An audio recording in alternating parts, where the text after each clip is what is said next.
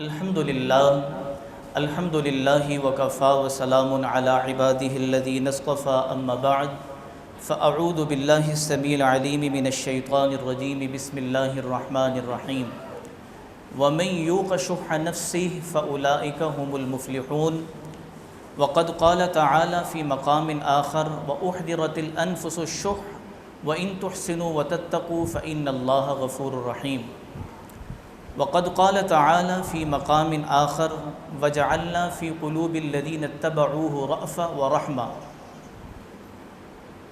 قال النبی صلی اللہ علیہ وسلم بشروا ولا تنفروا ویسروا ولا تعسروا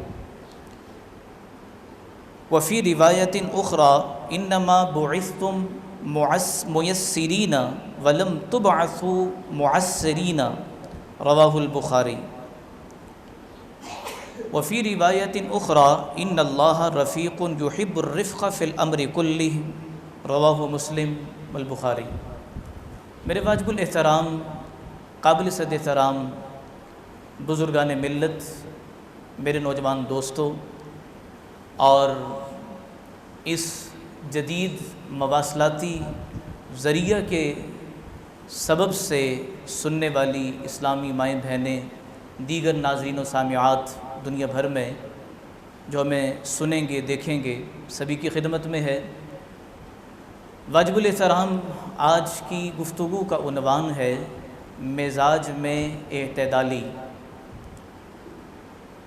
اللہ رب العالمین نے انسانوں کی تربیت کے لیے انبیاء علیہم السلام کا سلسلہ اس کو وجود بخشا۔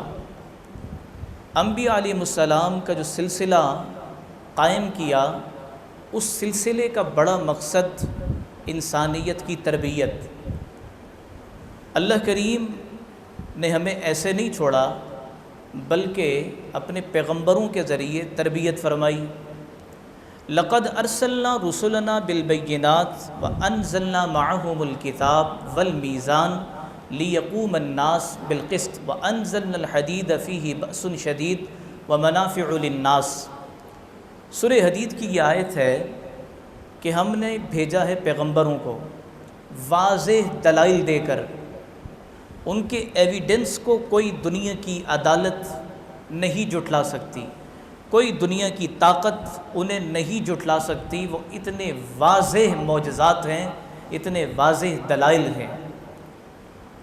پھر صرف دلائل ہی نہیں، وَأَنزَلْنَا مَعَهُمُ الْكِتَابَ وَالْمِيزَانَ، اس کے ساتھ کتاب اور میزان کا نزول بھی ہے۔ میرے واجب الاحترام آج کی جو گفتگو ہے، اس آیے مبارکہ سے اپنی گفتگو کے عنوان کے مطابق اس آیت سے ہم اخذ کرنے کی کوشش کریں گے۔ وَأَنزَلْنَا مَعَهُمُ الْكِتَابَ وَالْمِيزَانَ لِيَقُومَ النَّاسُ بِالْقِسْطِ۔ اللہ جل شانہ کا سلسلہ وحی بھی ان کے ساتھ قائم ہوا، اور اس کے ساتھ میزان کا نزول۔ بعض مفسرین یہ کہتے ہیں کہ میزان جو یہ فزیکل جو ترازو کی شکل ہے اسی میں نازل ہوا، اور بعض یہ کہتے ہیں کہ المیزان سے مراد انبیاء کی شریعت ہے۔ والمیزان لیقوم الناس بالقسط، تاکہ لوگ عدل پر قائم رہ سکیں، تاکہ لوگوں میں توازن برقرار رکھنے کی صفت پیدا ہو جائے۔ لیقوم الناس بالقسط۔ میرے واجب الاحترام کہ عدل، انصاف، میانہ روی، اعتدال پسندی، یہ ساری چیزیں ایک ہی جہت سے تعلق رکھتی ہیں۔ نبی پاک صلی اللہ علیہ وسلم کے زمانے اقدس میں ایک شخص کڑکتی دھوپ میں آ کر کھڑا ہوا اور آ کر یہ کہنے لگا کہ کبھی سائے میں نہیں جاؤں گا، کسی سے بات چیت نہیں کروں گا، روزہ رکھوں گا۔ نبی پاک صلی اللہ علیہ وسلم نے فرمایا اس شخص کا نام کیا ہے؟ بتایا گیا کہ اس کا نام ابو اسرائیل ہے۔ تو فرمانے لگے ابو اسرائیل یہ تمہاری جو انتہا پسندی ہے نا یہ مجھے پسند نہیں آئی۔ یہاں یہ دیکھیں یہ انتہا پسندی کا رد ہے۔ آج لوگ کہتے ہیں ہم انتہا پسند ہیں، دھڑلے سے کہہ رہے ہوتے ہیں، اور پورا مغرب اور اہل باطل ہماری ان باتوں کا تمسخر اڑاتا ہے، اور نوجوانوں کے ذہنوں میں یہ ڈالا جاتا ہے کہ دیکھیں یہ انتہا پسند ہیں۔ بھئی انتہا پسندی اس حد تک جسے نبی پاک صلی اللہ علیہ وسلم نے روکا ہے اس سے رکنا ہوگا ہم نے۔ اب وہ جو شخص ابو اسرائیل آ کر یہ کہہ رہے کہ میں کڑکتی دھوپ میں ہی کھڑا رہوں گا، سائے میں کبھی نہیں جاؤں گا اور روزہ رکھوں گا، اللہ کے نبی صلی اللہ علیہ وسلم نے منع فرمایا کہ روزہ تو رکھ لو، یہ منت پوری کرو، لیکن دھوپ میں کھڑے ہونے کی اور لوگوں سے قطع تعلقی کی، قطع کلامی کی، اسے توڑ دو۔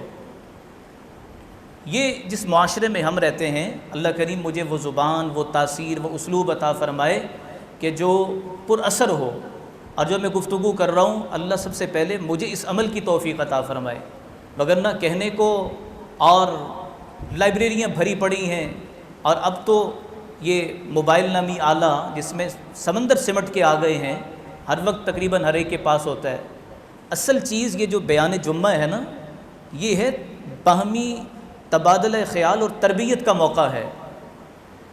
یہاں آنے والا شخص وہ خود بھی تربیت کا محتاج ہے اور سامنے بیٹھنے والوں کی بھی تربیت، لیکن اس دوران میں میری گفتگو، میرے الفاظ میں کہیں کوئی تلخی کا شائبہ بھی پیدا ہو، پہلے یا آئندہ بھی اللہ تعالیٰ نے زندگی عطا کر رکھی، اللہ تعالیٰ صحت و عافیت والا معاملہ فرمائے، خیریت والا معاملہ فرمائے، آئندہ بھی اگر گفتگو میں کوئی تلخی کا شائبہ بھی پیدا ہو، میں آئندہ کی بھی معافی چاہتا ہوں اور گزشتہ کی بھی معافی چاہتا ہوں کہ یہاں بن صبر کر بیٹھ کر سامنے والوں کو تنقید کا نشانہ اس طرح بنانا کہ آپ ہی گناہوں میں لت پت ہیں، یہ اسلوب خطابت نہیں ہے۔ ہم سب محتاج ہیں، لیکن عرض یہ کر رہا ہوں کہ معاشرتی اصلاح میں سب سے بڑی چیز وہ کیا ہے؟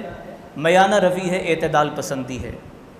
مزاج کی جو بے اعتدالیاں ہیں یہ انسان کو کہیں کا نہیں چھوڑتی۔ ہم چما دیگر نیست، ہم ہی ہیں کوئی اور نہیں ہے۔ مسجد آئے بھی، عبادت کے لیے آئے بھی، اور ناک چڑھا کر یہ پرسنالٹی ہے، یہ میرا رعب اور دبدبہ ہے، یہ میرا وقار ہے، یہ رعب اور دبدبہ وقار اللہ کے نبی صلی اللہ علیہ وسلم نے پسند نہیں فرمایا۔ آقا سے بڑھ کر کوئی کائنات میں باروب آیا ہے؟ آقا کا رعب اور دبدبہ اس قدر تھا کہ دور تک اس کے اثرات جاتے تھے۔ نصرت بالرعب، میری مدد رعب کے ذریعے کی گئی ہے، لیکن قربان جاؤں آقا کی سیرت و صورت پر۔ اللہ اکبر، اللہ اکبر، مدینے کی گلیوں میں آپ نکلتے ہیں اور میں اس تصور میں جا کر ڈوب کر وہ منظر کشی کی کوشش کروں کہ صحابہ بھی آپ کے پہلو میں ہیں اور قدمین اثرین اٹھتے جا رہے ہیں۔ چلتے چلتے بیچ چوراہے کے ایک عورت آتی ہے، کہتی ہے جی میری بات سنیے گا ذرا۔ نبی پاک صلی اللہ علیہ وسلم سائٹ پر ہوتے ہیں، صحابہ دور کھڑے ہیں، کافی دیر گزر گئی، پسینہ اثر وہ آپ کے رخسار انور پر بہنے لگ گیا، اور کافی دیر بعد جب واپس ہوئے صحابہ عرض گزار ہوئے آقا یہ تو نفسیاتی مریضہ ہے، یہ تو پگلی سی عورت ہے، اسے تو کوئی منہ ہی نہیں لگاتا پورے مدینے میں، آپ اتنی دیر اس کے لیے کھڑے ہو گئے۔ تو مصطفیٰ کریم صلی اللہ علیہ وسلم کا فرمان اقدس کا مفہوم ہے جس کی کوئی نہیں سنتا میں مصطفیٰ بھی اس کی نہ سنوں۔ یہ وہ چیزیں ہیں، آج کی لیڈرشپ، آج کی قیادت، یہ اخلاق کیمرے کی چمک کے سامنے تو سبھی وہ کر رہے ہوتے ہیں، کیا حقیقت کی زندگی میں اس طرح کا اخلاق پایا جاتا ہے؟ مجھے بھی اپنی ذات کا محاسبہ کرنا ہوگا۔ میرے واجب الاحترام، حدیث مبارک جو پڑھی صحیح بخاری کے اندر بھی، مسلم کے اندر بھی اس کا حوالہ نقل ہے۔ اللہ اکبر، اللہ اکبر، بشروا ولا تنفروا ویسروا ولا تعسروا، آسانی پیدا کرو، مشکل میں نہ ڈالو۔ مشکل میں ڈالنے سے منع کیا گیا ہے۔ میرے واجب الاحترام، ہمارا جو اس وقت معاشرتی المیہ ہے کہ جان بوجھ کر دوسرے کو تکلیف میں ڈالنا، مصیبت میں ڈالنا۔ جو الاؤنسز میں اپنی ذات کے لیے چاہتا ہوں، کیا وہ میں اپنے متاحت کے لیے نہیں؟ جو آسانیاں تنگی کے وقت میں میری ذات کے لیے ہیں، کیا وہ میرے متاحتوں کے لیے نہیں ہیں؟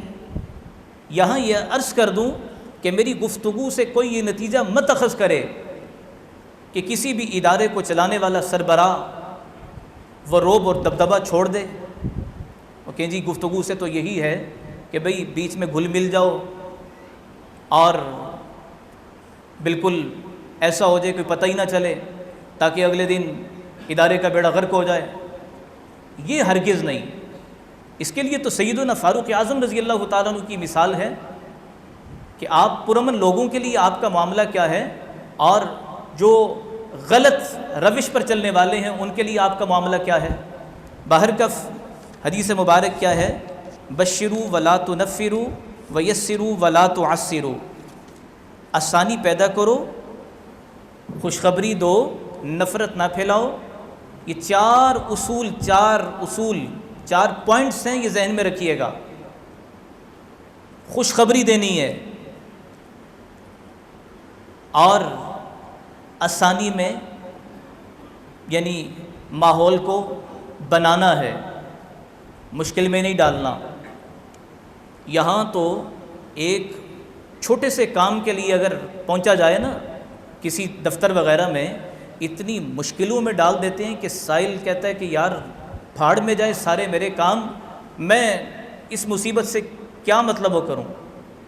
یہاں میرے علم میں ہے کہ بہت سارے مقتدر احباب اور عہدوں پر براجمان شخصیات یہاں تشریف لاتی ہیں، صرف یہ دیکھ لیا جائے نا کہ پاسپورٹ آفس میں بغیر ایجنٹ کے ایک آدمی کس طرح سے جاتا ہے۔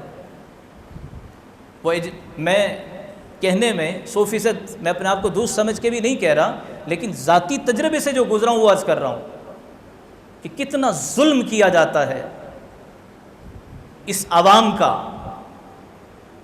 اللہ اکبر، اللہ کریم سمجھ عطا فرمائے۔ ہمارے لیے شریعت سے بڑھ کے کیا ہے؟ ہم نے کہا شریعت صرف یہ ہے کہ نعوذ باللہ جو رہبانیت کا تصور عیسیٰ علیہ السلام کے زمانے کے لوگوں میں پیدا ہوا تھا، نبتدعوها ما كتبنا عليهم الا ابتغاء رضوان اللہ، وہ اس کی بھی ایک وجہ ہے کہ اس دور کے جو آخر زمانے کے لوگ تھے، وقت کے بادشاہوں نے انہیں ستانا شروع کیا تو توحید کے خاطر وہ جنگل بیابانوں میں چلے گئے۔ اللہ کریم فرماتے ہیں ما كتبنا عليهم الا ابتغاء رضوان اللہ، وہ ہم نے ان پہ کوئی فرض نہیں کی تھی، واجب نہیں کی تھی۔ اس میں سے پھر کچھ لوگ حق پر قائم رہے اور کچھ فما رعوها حق رعایتها، اس کی رعایت ہی نہ رکھ سکے وہ۔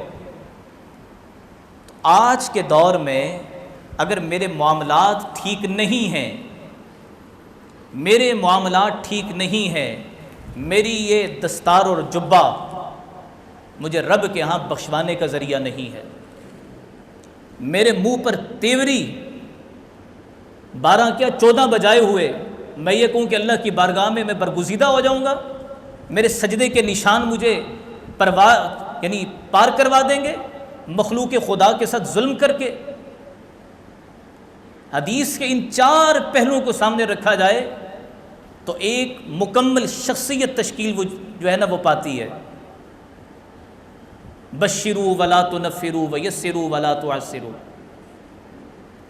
گھمنڈ عہدے کا، مرتبے کا، اس پر کئی دفعہ بات کر چکا ہوں۔ اصل چیز ہے کہ ایک ایک کے ساتھ اس قدر گہرا تعلق ہو، باہمی ربط ہو کہ حضرت اس گفتگو کے بعد میرے اندر یہ تبدیلی آئی ہے۔ یہاں ہم سمجھتے ہیں کہ جو مجھے مل گیا ہے یہ میری ذاتی صفات کی بدولت ہے، اور اگر کوئی اور اس مقام تک پہنچا ہے وہ حادثاتی طور پر ہو گیا۔ نیگیٹیوٹی، منفی سوچ، اور پھر کہا جاتا ہے کہ اگر یہ چکر نہ لگوائیں تو ان لوگوں کو پتہ کیسے چلے گا جی کہ میں اسسٹنٹ کمشنر ہو کے آیا ہوں. میرے نوجوان دوستو غور سے، انہیں کیسے پتہ چلے گا کہ میں نیا ایس پی لگاؤں؟ انہیں کیسے پتہ چلے گا کہ ایک پولیس والے کے اختیارات کیا ہیں؟ اس لیے ذرا چکر لگیں گے تو پھر پتہ چلے گا نا. ایک سائن کے لیے وہ آنے والے سائل کے جوتے، چمڑے کے جوتے گھس جاتے ہیں، ایڑیوں میں چھالے پڑ جاتے ہیں، لیکن یہ درندگی اور یہ ظلم ختم نہیں ہوتا. تو حدیث کہتی ہے انما بعثتم میسرین ولم تبعثوا معسرین. بخاری کی روایت ہے، تم سہولت دینے کے لیے بھیجے گئے ہو، تنگ کرنے کے لیے نہیں بھیجے گئے. تنگ کرنا بیجا، جس کی کوئی حقیقت شریعت میں کوئی حکم نہیں ہے، اپنی طرف سے اپنے مزاج کے مطابق، اپنی دانست، اپنے رعب اور دبدبے کے وقار کے لیے، جھوٹی عزتوں کے لیے یہ کہنا کہ ہماری بات کو مانا جائے، یہ ہے تنگ کرنا. اور اس وقت جو ہمارے حالات ہیں ملکی طور پر، طاقتور کامیاب ہے، طاقت کے بلبوتے پر کچھ بھی کوئی بھی منوا لے اپنی بات. اور جو آدمی قانون کے سائے تلے رہ کر اپنا حق لینے کی کوشش کرتا ہے وہ تو بیچارہ پس جاتا ہے، پیس دیا جاتا ہے اسے بہرکف. نبی پاک صلی اللہ علیہ وسلم کے جو معمولات تھے، خیر الامور اوساطها، ہر عمل میں میانہ روی تھی، اعتدال. تو میرے واجب الاحترام، ساری گفتگو کا خلاصہ کیا ہے؟ اور قرآن مجید سورہ حشر اور سورہ تغابن میں اور سورہ نساء میں یہ شح کا لفظ 3 مقامات پر میرے علم کے مطابق قرآن مجید میں ہے. وَأُحْضِرَتِ الْأَنفُسُ الشُّحَّ وَمَن يُوقَ شُحَّ نَفْسِهِ، جسے نفس کے بخل سے، خود غرضی سے بچا لیا گیا، فَأُولَٰئِكَ هُمُ الْمُفْلِحُونَ، کامیاب یہی ہیں. وہ کیا کہتے ہیں جی، سیلف مائنڈڈ، خود غرضی کیا ہوتا ہے، کیا لفظ ہوتا ہے؟ سیلفش. میں یہ اس لیے پوچھ رہا ہوں، ٹھیک ہے، یہ زبان بھی انشاءاللہ سیکھیں گے، اصل تو ہماری عربیت ہے نا. بعض لوگ تو اپنا رعب اور دبدبے کی دھاک بٹھانے کے لیے انگریزی میں شروع ہو جاتے ہیں. زبان سیکھنے سے کوئی بھی منع نہیں کرتا، سیکھنی ہے، اور انشاءاللہ العزیز وہ وقت آئے گا کہ پھر ہم اپنی گفتگو کو اس زبان میں، اس اسلوب میں بھی پیش کریں گے. لیکن یہاں مقصد یہ ہے کہ یہ جو تشخص کی بات ہو رہی ہے شخصیت کی، تو شخصیت صرف منہ کو مروڑ کر کچھ الفاظ یاد کر کے بول کر کسی معصوم سے انسان پر اپنا رعب اور دبدبہ قائم کرنے کا نام نہیں ہے. تو واجب الاحترام، گفتگو کا خلاصہ کیا نکلا؟ اپنی زندگی میں 4 چیزوں کو ہم نے لے کے آنا ہے. یسرو، آسانی، دوسرے کے لیے آسانی والا معاملہ. اور اس آسانی میں یاد رکھیے گا، یہاں تک کی بات بھی ہے کہ اگر آپ مسجد میں آئے ہیں تو سنتیں پڑھنے کا وہ مقام منتخب کریں کہ جس سے آگے سے گزرنے والے کو تکلیف نہ ہو. اور جب مسجد میں کوئی اجتماعی عمل چل رہا ہے تو وہ جو اجتماع، یعنی جہاں درس و تدریس کے معاملات ہیں، وہاں بھی کھڑے ہو کر پھر آ کر آدمی اپنے نوافل شروع کر دے. بھئی کسی برآمدے میں، کسی ستون کی آڑ میں آپ چلے جائیں، وضو کر رہے ہیں تو اتنا زور سے پانی کو اچھال رہے ہیں کہ ساتھ والے کو کراہت آ رہی ہے. یسرو، یہ یہاں سے تربیت، یہاں سے، اور پھر اسی طرح سے دوسرے کے سامان کی حفاظت بھی، تکلیف نہ ہو. اور یہاں تک کہ تیز خوشبو کے دوسرا بیچارہ جو ہے نا وہ خوشبو سونگھ کر بے ہوشی ہو جائے.